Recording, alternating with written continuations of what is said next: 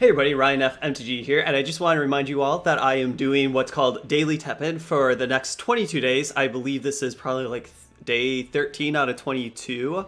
I will be doing daily Teppen either streaming or on YouTube. I'm probably keeping my schedule on YouTube of every Monday, Wednesday, and Friday, but there might be a little bit more now that I'm doing daily. And I'm doing this because my work put me on furlough because of everything that's going on with shutdowns and stuff like that. But hopefully everyone's staying safe, and I'm doing this to keep myself, occupied, busy, and try to stay positive. Legendary tier list. The new set has been out for about three and a half weeks or so. So we've gotten a good grasp of what cards have been doing good and what cards have been doing not so good. And I want to take a look at the legendaries and rank them from best to worst.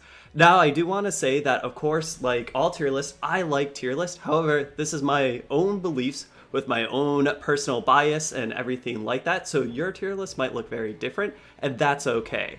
Let's start with the S tier. And of course, it's, tiers top to bottom, best to worst, as well as left to right. So my number one pick for legendaries that I think is the strongest out of Haunted by Memories is none other than Agent's Memories. This is 2 MP. It deals 2 damage to either a enemy hero or enemy unit. If you have Memory 7, it does 7 damage instead. And this is a house in Dejin Renki or Devil Trigger Dante or just more normal traditional Ryu. This is so good because only doing 2 damage for 2 MP, that's not that good. However, a lot of decks are playing around with this, playing more actions in this meta to try to get to that Memory 7, and Memory 7's kind of right in that middle. It's hard to get to, but not that hard for most decks. And the Dante all action deck, it's super easy to get to 7, right? You're playing 30 actions, and even in most, Dejin Renki decks, it's very easy to get to 7.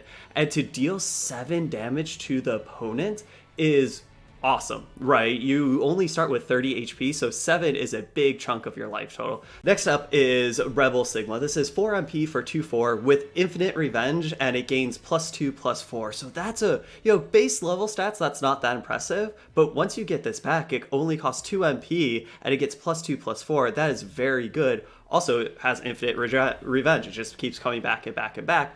If you've triggered it Revenge 8 or more times in that game, it gets +3/+3 and Heavy Pierce, which is then this awesome finisher. So base level stats with that Revenge, it's like, oh, this is a very good card. Oh, it has Infinite Revenge? Oh, this is just so much more value. And then once you get to 8 or more, it's like, wait, this is my finisher. So even in non-Revenge centric decks or non-Sigma only decks, this is a very good card, let alone there's a lot of decks now that are only playing Sigma or just complete, Bringer of Nightmare decks that are doing pretty good because Sigma pulls so much weight. The last S tier I have is none other than Maverick's Memories. This is a 2 MP counterspell. It says destroy a friendly unit and negates an action card with MP cost 5 or less. That's okay, right? Like, that's a okay trade. Hopefully you're getting more value, but you still are sacrificing something. However, with Memory 10, you just negate an action card without destroying a friendly unit. Doesn't matter how expensive that action card is, you just outright negate it. And that is awesome, right? Especially in decks that can get to that 10 memory, where like Rakoha or Takoha or even like big Resonate style decks, like they could get to that 10 memory, and then this is just a flat out removal spell of like, oh, you try to kill my Ibuki? Nope, here's Maverick Memory. I don't have to lose any life to do this. I don't have to sacrifice anything. Yes, that's more mid to late game since Memory 10 is kind of hard to get to, but a lot of decks can get there, especially that it's in purple. Next up is the A tier. These two are below the S tier, but are still very good in their own right. And the first one is X Hunters. This is just a 7 MP army in a can.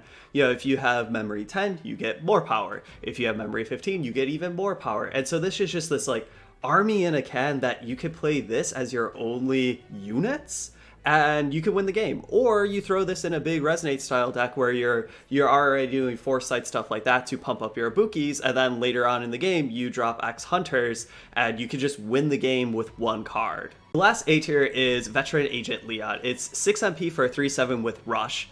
And it basically says, when played, deal damage split among enemy units equal to the amount of action cards used this battle. So it basically has memory, which is awesome in like a Dungeon Ranky type deck where you're burning their face, then you play this, you kill a whole bunch of units, and then it does even have more of an effect. It says, when on the field, it deals 2 damage to the enemy hero whenever the player who controls this unit destroys another unit with effect damage, which sometimes that can be kind of hard to jump through, but it's extra gravy on top of already a good package, right? 6 MP for a 3/7 with Rush is pretty good stats, and also this will just fireball them right away most likely if it's in an empty lane since it has Rush.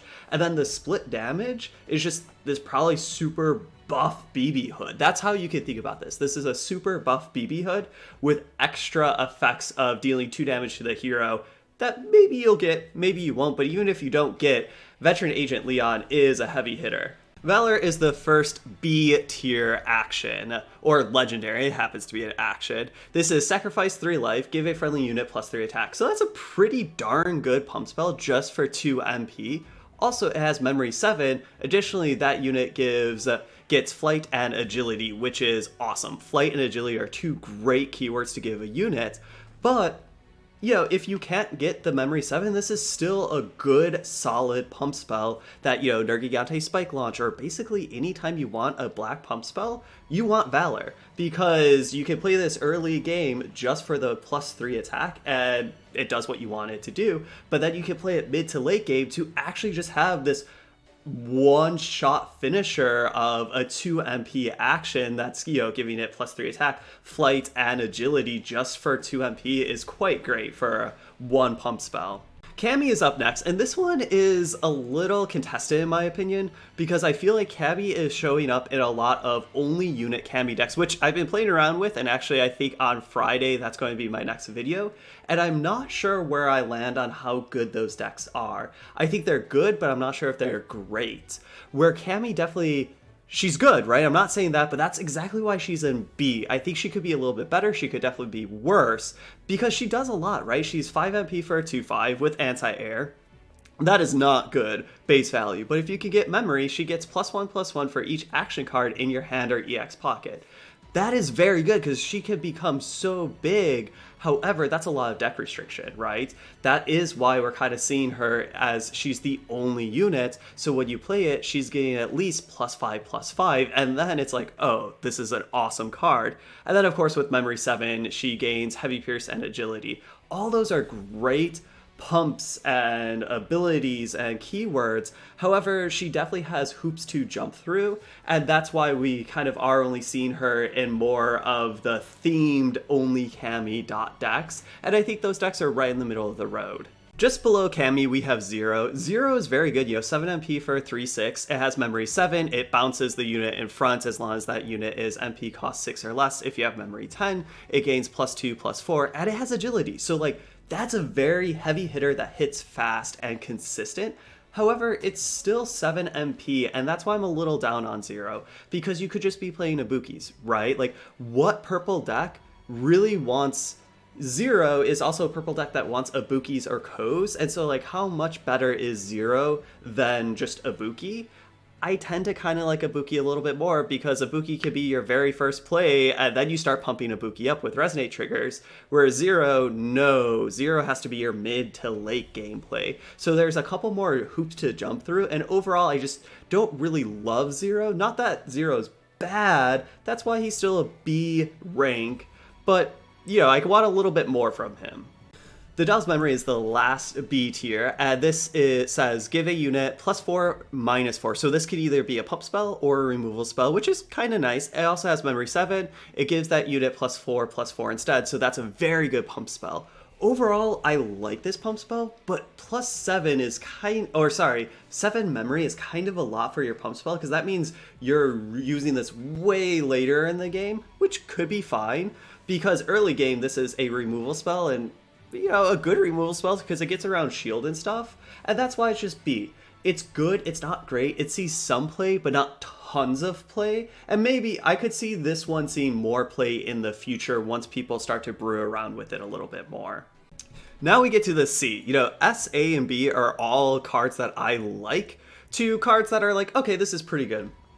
C are the cards that kind of have I've tested out or just don't think are that great. And Rebel's Memory is one that I've tested out and I'm just kind of down on. It's 6 MP, so it's kind of like your Obliteration and stuff like that. So it's not super expensive, but it's pretty expensive removal. And it says destroy a random enemy unit. That is not good. To spend 6 MP to destroy a random enemy unit, it feels bad when that RNG does not go your way and you kill their 3 MP unit rather than the 7 MP legendary that's killing you. It does have Memory 7, and it says destroy all units instead. That's very good. However, it also destroys all of yours. So that can be a give or take, but you are the person playing the Wrath, so you can kind of, play it when it's the best for you. But Memory 7 is expensive, especially for black decks. Yes, black decks tend to play quite a few actions, with removal, stuff like that, or a lot of pump spells. However, the black decks that are playing a lot of pump spells don't necessarily want Rebel's Memory, right? And so overall, I just find this a little bit too many hoops to jump through, and I would rather just be playing Obliteration. Hope for the future is 4 MP. It says give all friendly units +1/+1. If you have Memory 4, it additionally gives all units in your hand an EX pocket +1/+1. That's good, right? But however, for 4 MP, just +1/+1, even if you have 3 units, sure, that's kind of +3/+3 of stats.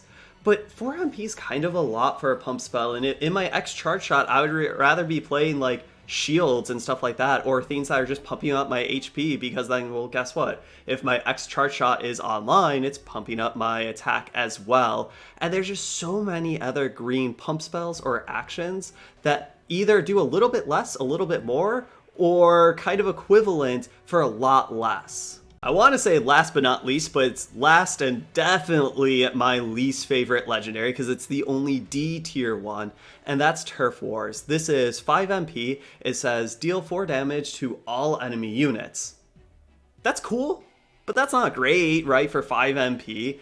Memory 7, it gives a random friendly unit +3/+3 for each of the destroyed cards by this effect.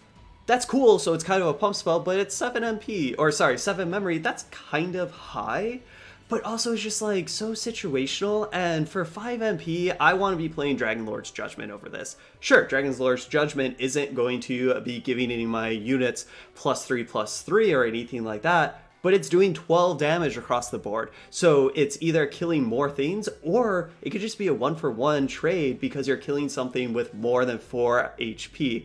Overall, Turf Wars, I don't really like this card. I don't see it played that much, and I don't envision myself playing it that much. That's it for my Haunted by Memories tier list. To no one's surprise, these are legendary cards. There's some very, very powerful ones, but then there's some weak ones. I'm looking at the C and D tier, but I kind of like to do this, especially that we've had these cards. We've played with them for about 3.5 weeks now. It's fun to see what legendaries are kind of rising to the top and which ones maybe aren't necessarily worth crafting.